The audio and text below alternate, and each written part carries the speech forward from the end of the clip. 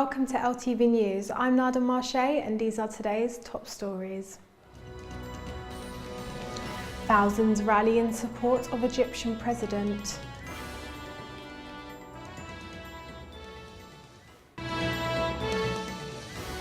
Suicide bombers attack US base in Afghanistan.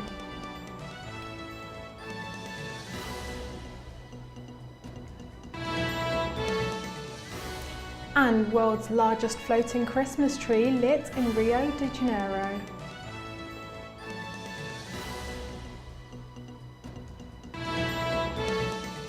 Let's start off with some news from the Middle East.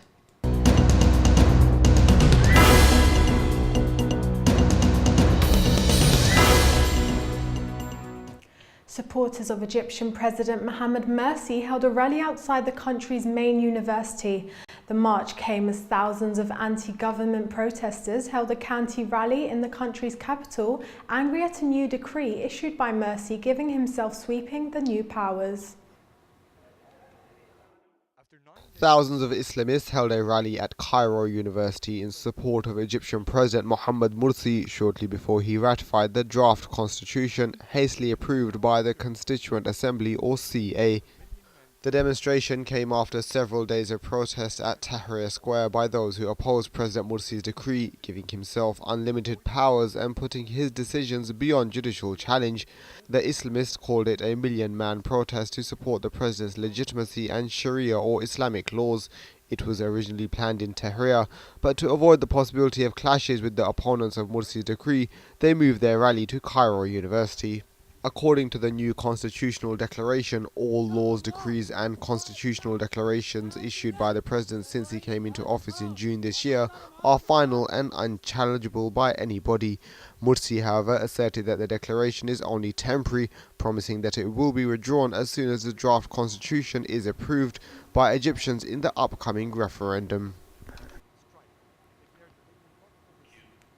Tunisian security forces fired tear gas and live rounds into the air to try to disperse thousands of protesters in a town that has seen days of clashes over economic hardship.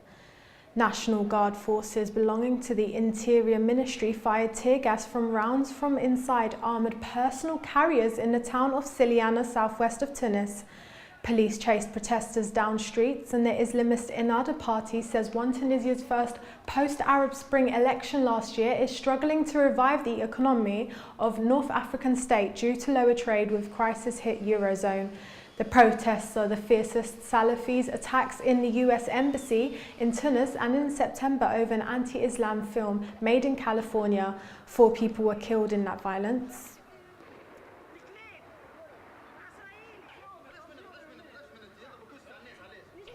No significant progress has been made in this year's climate change talks. The first half ended yesterday, and it was hoped that more than countries would have signed up to Kyoto Treaty, an agreement aimed at reducing the CO2 emissions. However, that was so far not happened. The first half of the Doha climate talks ended yesterday without achieving any significant progress on the future of the Kyoto Protocol, which is the only legally binding climate treaty in the world. Up to now, developed countries are still reluctant to make further emission cut pledges as urged by developed countries. The European Union has pledged to reduce its emissions by at least 20% by 2020, but set conditions for a further 30%. The United States, despite President Barack Obama's pledge to lead in climate change in his second term, is blocking progress towards a long-term global deal, while Canada, Japan, New Zealand, amongst others, are still keeping away from the second commitment period of the Kyoto Protocol. At the same time, the financial aid promised by developed countries to help the world's most vulnerable countries to cope with climate change has not still been fully developed. Scientists say that CO2 emissions are the main cause of global warming, as well as some natural disasters. Opposition groups say their demand for a boycott of Kuwait's parliamentary election has been a success and called the new chamber unconstitutional. Election officials said the turnout was about 39% compared to 60% in February polls. The opposition had called for the boycott, saying new rules favoured pro-government candidates who now dominate the 50-seat chamber. The result also saw minority Shia MPs win their biggest Italy in 15. Shias formed 30% of the 1.2 population and had 7 candidates in February Assembly, which was later dissolved by the Constitutional Court. 3 women were also elected to the new parliament, the National Election Commission said.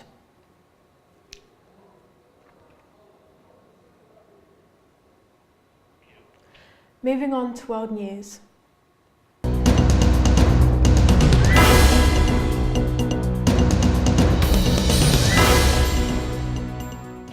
A US base in Afghanistan has come under attack after Taliban bombers struck in the early hours of this morning. It's believed the attack was well coordinated with around 6 suicide bombers and gunmen. The following report has more details. Suicide attackers detonated bombs and fired rockets outside a major US base in Afghanistan today. Police said 12 bodies were found near a gate, highlighting the country's security challenges ahead of the 2014 NATO combat troop pullout. Local police officials said bodies in Afghan police and military uniforms were scattered around the entrance of the airfield in the eastern city of Jalalabad. It's not clear whether the dead were Afghan security forces or militants dressed in uniforms, a tactic the Taliban sometimes deploy during attacks. One member of the Afghan security forces was killed and several coalition troops were wounded. The United States and Afghan government are scrambling to stabilize Afghanistan before most NATO combat troops withdraw at the end of the 2014 and hand over security to Afghan forces. Afghanistan's defense ministry spokesman said there were rocket attacks at a base followed by 2 suicide bombings. A Taliban spokesman said the group had launched the attack in the early hours of this morning. The M23 rebel group began their pullout from Goma in Eastern Democratic Republic of the Congo, DRC, after intense regional and international pressure. The rebels held their first official handover ceremony on Saturday after uncertainty had previously spread about the rebels' withdrawal from the capital city located in North Kivu province. A short while later, the last vehicles left the school compound that had been serving at a base from another hilltop, with long column of soldiers walking down here, some carrying light weapons. As the rebels withdrew, there were no reported sightings of the Congolese army or government-backed militias, but sources say some units have already begun advancing.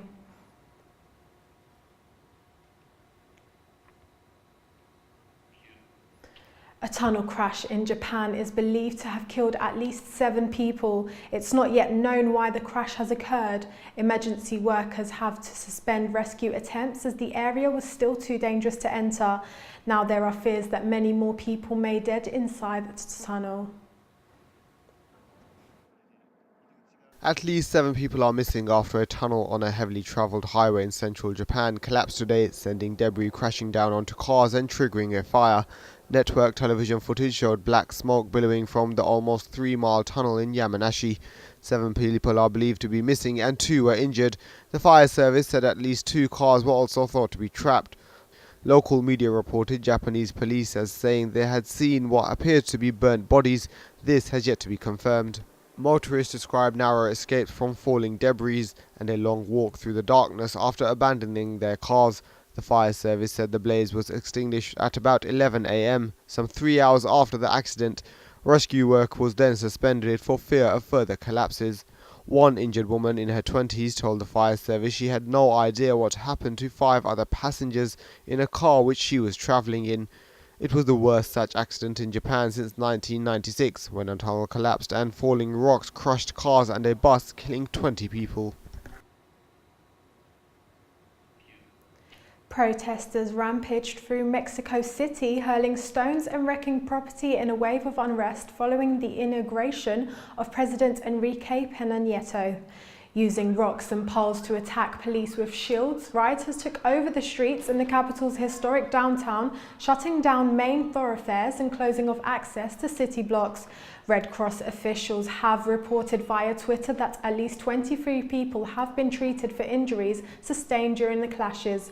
Local media reports that at least 3 people were injured by rubber bullets during the disturbances, as well as 20 police officers. A rumour that a protester had been killed by quickly denied by a Mexican city police on the official Twitter page.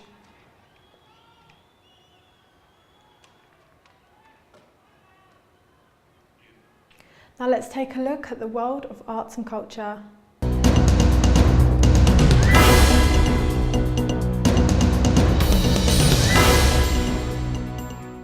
The holiday season kicked off in Rio de Janeiro with lighting of the world's largest floating Christmas tree in the heart of the city.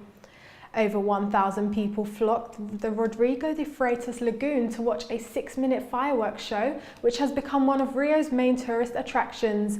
This year, the gigantic 85-meter-high metal structure built by Brazil's largest insurance company surprised the public with a decoration based on the 4 seasons of the Earth. The 542-ton structure was dressed up in images of leaves representing the fall, snowflakes to portray winter, flowers related to spring, and gold ribbons to represent the summer.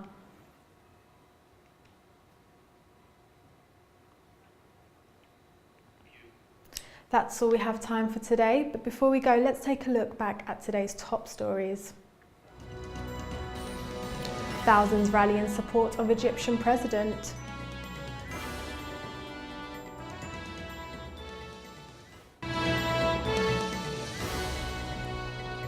Suicide bombers attack US base in Afghanistan.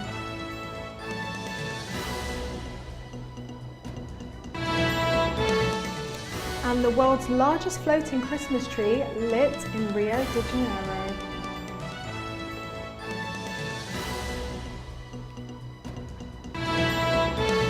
Thank you for watching. For more information, do visit our website at www.levant.tv. Join us tomorrow at the same time, and until then, from all of us here at LTV News, goodbye.